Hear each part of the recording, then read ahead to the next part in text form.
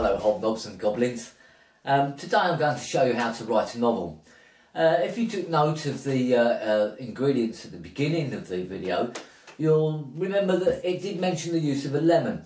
At this stage of the game it's not that important, because if you get any of this process wrong you'll probably end up with one massive lemon anyway.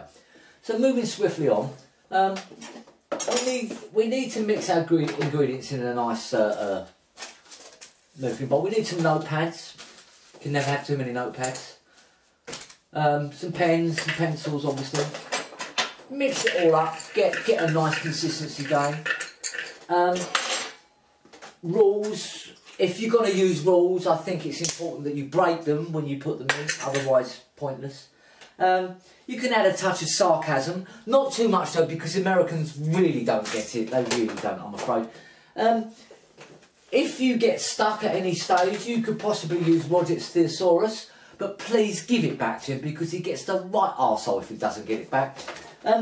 It's also important with your ingredients to check the sell-by dates. Oh, Jesus Christ.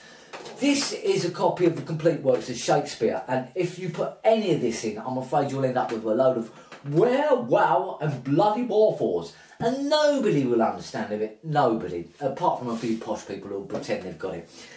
Anyhow, what we're aiming for at this stage is to get something like this, which this is one I prepared here.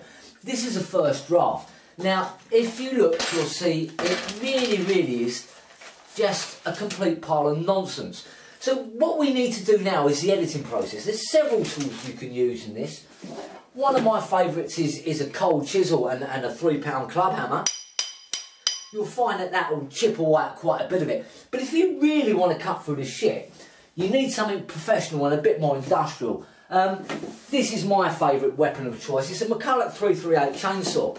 And you'll find that this really will slice its way through the nonsense. And who knows, you might even have something at the end of it that you're vaguely proud of. Anyway, moving swiftly on, what we need to do now is we need to get a baking tray. All our ingredients need to be evenly distributed. Mix it all up. And all that needs to be done now is to be put in an oven, gas mark 6, for 112 days. Turn occasionally, keep an eye on it, and thumbs up, hopefully we don't end up with a lemon. Margaret, is that bloody oven on yet? Okay, hobnobs and goblins. We've been on gas mark 6 now for 112 days. Got the old oven gloves on. Here we go. Oh, Jesus. Yes. Oh yes, Jamie Oliver, eat your fucking heart out. Perfect. Perfect. I think we can safely say we've got a good result there.